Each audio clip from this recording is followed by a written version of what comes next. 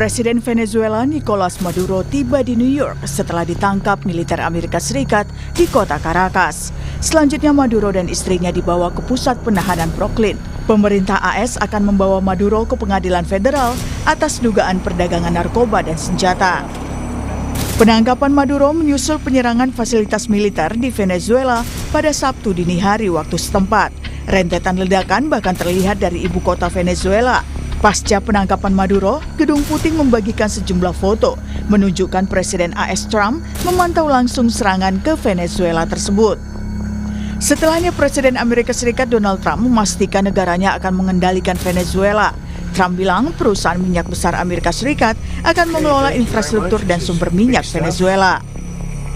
We're going to run the country until such time as we can do a safe, proper, and judicious transition. So we're going to have our very large United States oil companies, the biggest anywhere in the world, go in, spend billions of dollars, fix the badly broken infrastructure, the oil infrastructure, and start making money for the country.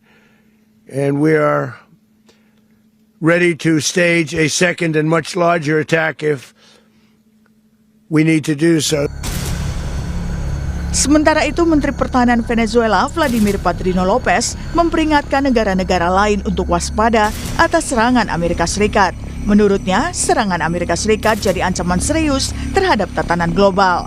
Lopez meminta warga Venezuela untuk tidak jatuh ke dalam perangkap perang psikologis, ancaman dan ketakutan yang ingin ditimbulkan oleh pihak lain.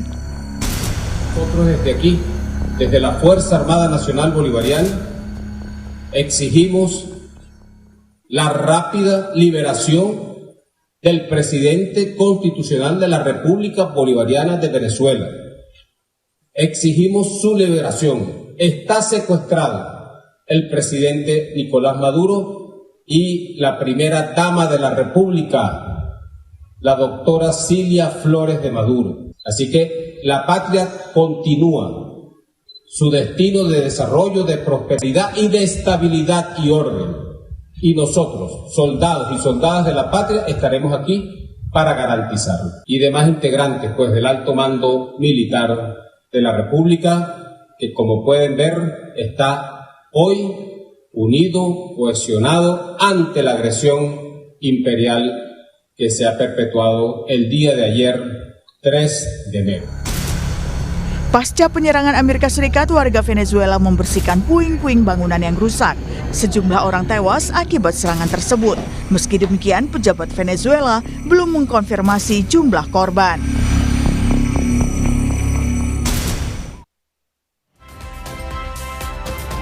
Amerika Serikat serang Venezuela dan menangkap presidennya Nicolas Maduro. Pihak Venezuela melawan dan juga menyebut tindakan Amerika Serikat sebagai tindakan yang mengancam tatanan global. Pagi ini, saudara, kita akan bahas soal ini bersama dengan Guru Besar Hukum Internasional Universitas Indonesia, Profesor Hikmahanto Juwana. Prof, selamat pagi. Assalamualaikum, apa kabar? Waalaikumsalam, selamat pagi Nanda, selamat tahun baru. Selamat tahun baru, Prof. Amerika Serikat tangkap Presiden Venezuela Maduro. Apakah ini bisa dianggap sebagai pembuktian bahwa Amerika Serikat sebagai polisi dunia? Ya, sebenarnya bukan polisi dunia, karena ini kan kepentingan dari Amerika Serikat sendiri ya. Ada 3 kepentingan. Pertama adalah isu narkoba, lalu kemudian isu minyak, dan ketiga adalah isu di mana Amerika menghendaki adanya regime change, perubahan terhadap pemerintahan. Karena dianggap pemerintahan Maduro ini tidak kolaboratif dengan Amerika Serikat sehingga perlu untuk diganti. Nah, permasalahannya pada saat sekarang ini terkait dengan pergantian ini, Presiden Trump mengatakan bahwa we will run the country. Kita yang akan menyelenggarakan pemerintahan di Venezuela. Kenapa beliau mengatakan seperti itu? Kenapa tidak kemudian dia dukung pemberontak? Ada nama Ibu Maria Mujado yang menjadi oposisi dari Maduro. Mungkin Trump tidak suka dengan Mujado juga karena ingat Trump berharap bahwa kemarin pada waktu Nobel Prize itu dia bisa menjadi pemenang. Sayangnya yang menjadi pemenang adalah Mukado. Jadi Trump tidak ingin oposisi dari Maduro ini yang akan menjadi tokoh yang akan menjalani pemerintahan di Venezuela. Oleh karena itu, pada saat sekarang ini, maka Menteri Luar Negeri Rubio, Menteri Pertahanan Mike Hassett, dan kemudian satu lagi yang oleh Trump diberi kewenangan untuk menjalankan pemerintahan dari Venezuela. Meskipun Rubio, Menteri Luar Negeri, sudah berbicara katanya dengan Wakil Presiden dari Venezuela, dan Wakil Presiden mengatakan bahwa akan menuruti apa yang dikehendaki oleh Amerika Serikat. Namun dalam pernyataan resminya justru sebaliknya, Wakil Presiden masih menganggap bahwa Presiden Maduro adalah Presiden Venezuela, dan semua merapatkan barisan apabila Amerika Serikat akan melakukan serangan. Jadi seperti itu kondisinya, dan kita juga harus paham di Venezuela sendiri terjadi pro dan kontra terhadap serangan Amerika Serikat ini. Tentu para pendukung dari Maduro, mereka sudah berdemonstrasi di jalan menentang tindakan Amerika Serikat, tetapi bagi diaspora Venezuela atau mereka-mereka yang mendukung oposisi, justru mereka menerima apa yang dilakukan oleh Presiden Trump ini. Mereka sangat senang karena mereka merasa terbebas dari diktator yang menurut mereka ada Chavez dan kemudian diteruskan oleh Maduro, seperti itu. Nah, di konteks Amerika Serikat sendiri, ini juga terjadi perpecahan, perbedaan pandangan, yaitu mereka yang menentang apa yang dilakukan oleh Presiden Trump, terutama dari Partai Demokrat, karena mereka merasa bahwa seharusnya Trump pada waktu melakukan serangan ke Venezuela harus mendapat persetujuan dulu dari Kongres. Nah, ini yang tidak dapat persetujuan. Belum lagi menurut mereka bahwa banyak hukum internasional yang dilanggar. Sementara dari Partai Republik, pendukung-pendukung Partai Republik justru mengapresiasi apa yang dilakukan karena mereka akan terbebas dari narkoba, mereka akan bisa mendapat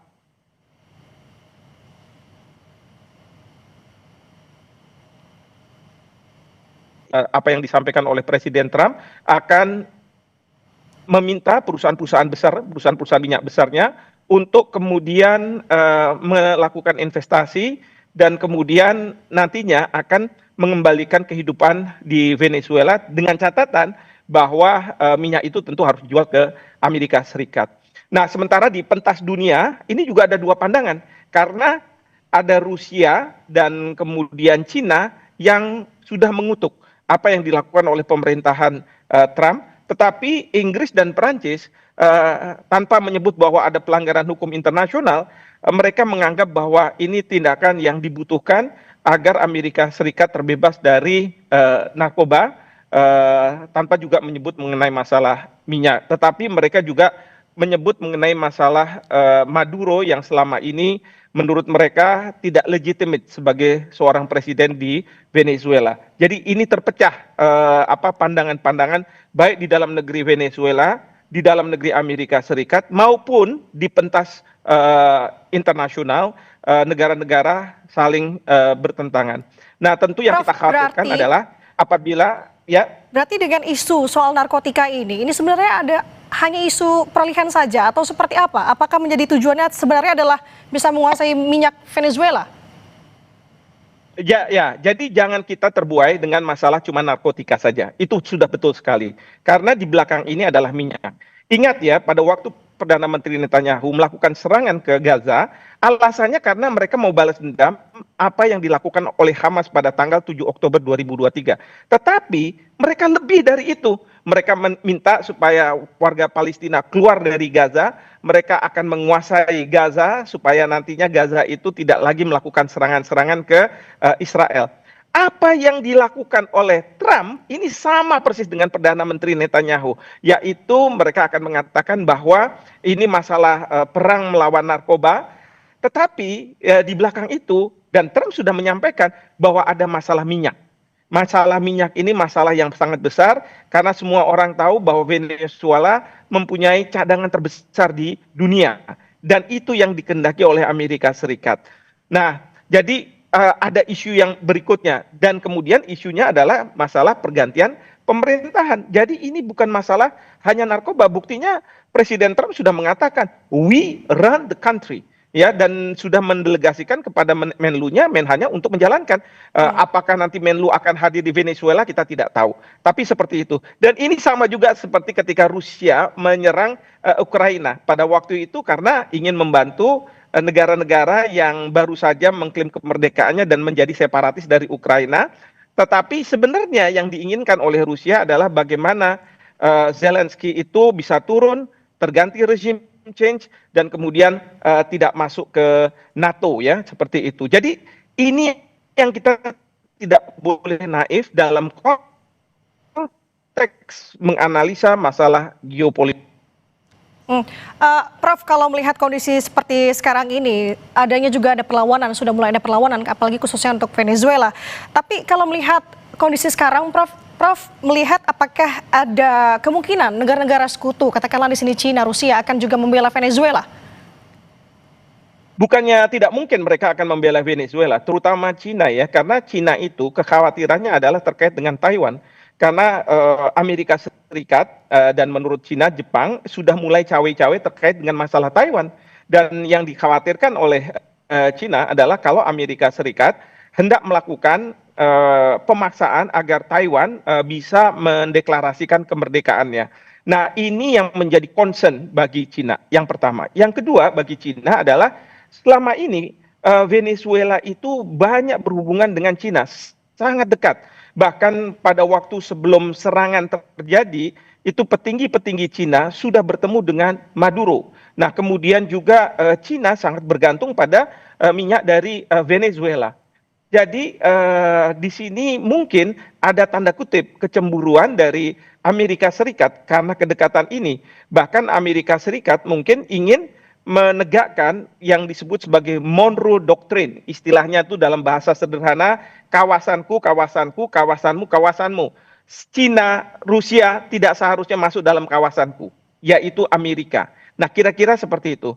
Nah, sementara kalau dari Rusia sendiri, mereka juga sudah mengutuk apa yang dilakukan oleh Amerika Serikat di bawah Trump. Dan kekhawatirannya adalah Rusia, karena pada saat ini sedang tanda kutip berperang dengan Ukraina dan menghendaki agar Ukraina itu bisa tunduk pada Rusia. Nah, ini kan sama sebenarnya apa yang dilakukan oleh Rusia dengan Amerika Serikat sekarang ini terkait dengan Maduro. Nah, jadi seperti itu. Nah, disinilah posisi Indonesia kita harus hati-hati. Saya saat ini setuju sekali dengan posisi dari pemerintah yang mengatakan bahwa sebaiknya semua pihak yang berkonflik untuk menahan diri dan kemudian dilakukannya deeskalasi terhadap konflik. Nah, ini sesuai dengan pasal 2 ayat 3 Piagam PBB yang mengatakan kalau ada sengketa antar negara, maka negara-negara wajib menyelesaikan secara damai. Nah, di sini saya sangat mendukung apa yang menjadi posisi dari pemerintah Indonesia, karena pada waktu Rusia melakukan serangan ke Ukraina, saya tidak mendukung, karena pada saat itu pemerintah Indonesia di Majelis Umum PBB mengutuk Rusia.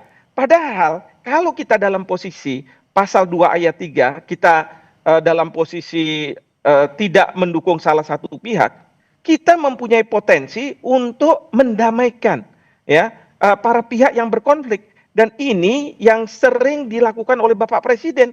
Dan Bapak Presiden selalu mengatakan bahwa kalau ada masalah konflik internasional, maka Indonesia harus ada di situ. Dan bukan kepentingannya untuk menaikkan posisi Indonesia, bukan. Tetapi Indonesia tahu betul bahwa konflik seperti ini bisa mengarah kepada Perang Dunia Ketiga. Dan kalau tidak ada penengah, tidak ada peace broker, maka eskalasi ini akan kemudian melibatkan banyak negara. Oleh karena itu, sekarang ini posisi Indonesia sudah tepat. Sekarang bagi Bapak Presiden memikirkan bagaimana beliau bisa melakukan shuttle diplomacy, diplomasi ulang-alik. Ya, jadi beliau harus pergi ke mungkin Amerika Serikat, ke Venezuela, ke Inggris, ke Perancis, seperti pada waktu mau menyelesaikan masalah Gaza. Nah, Oke. jadi ini hal yang sangat penting, betul. Oke, kita akan bahas mengenai sikap Indonesia, tapi kita kembali dulu perihal Amerika Serikat dan Venezuela ini, Prof. Tapi kalau Prof lihat adanya perlawanan dari Venezuela, apakah sebenarnya Venezuela sendiri mampu untuk melawan Amerika Serikat? Kalau Venezuela sendiri tidak akan mampu, ya.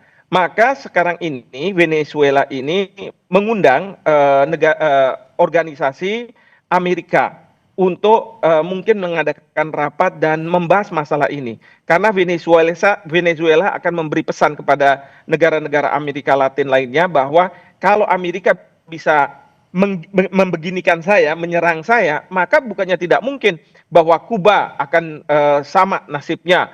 Kemudian ada Kolombia juga akan sama mungkin nasibnya. Dan ini sudah disampaikan oleh Presiden Trump ketika beliau ditanya oleh wartawan terkait dengan nasib dari Kuba. Presiden Trump mengatakan ya saat ini masih belum, tapi kalau misalnya kita memerlukan untuk melakukan serangan yang sama, kita akan melakukan serangan yang sama. Artinya Amerika Serikat ingin mendominasi di kawasan Amerika, di benua Amerika. Nah, itu yang dilakukan oleh Venezuela, dan Venezuela juga sudah meminta agar dilakukannya sidang Dewan Keamanan Perserikatan Bangsa-Bangsa.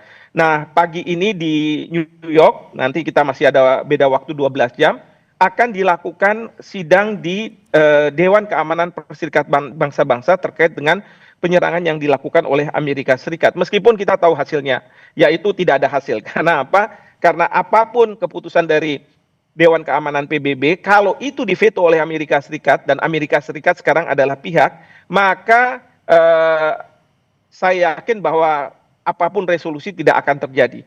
Mungkin saja masalah ini akan dibawa ke Majelis Umum PBB, dan kemudian dilakukan voting katakanlah, dan di sana satu negara satu suara, bisa jadi Amerika Serikat akan dikutuk begitu, tetapi resolusi ini tidak akan bermakna apapun, ya, layaknya seperti resolusi dari Dewan Keamanan PBB. Jadi seperti itu Venezuela, dan kemudian Venezuela sekarang juga ingin menarik tentu Rusia. Selama ini beberapa tentara bayaran dari Rusia sudah memberikan perlindungan bagi Presiden Maduro, meskipun kita tidak tahu mengapa pada waktu dilakukan penangkapan para tentara bayaran dari Rusia ini tidak melakukan perlawanan begitu ya. Dan kemudian juga mungkin Venezuela ingin mengajak Cina untuk membantu mereka dalam menghadapi kalau ada serangan berikutnya dari Amerika Serikat. Nah, ini yang kita harus nantikan, apakah Amerika Serikat akan melakukan serangan, terutama kalau wakil presiden yang sekarang menjadi pelaksana tugas presiden ini tidak mau menuruti kehendak dari Amerika Serikat.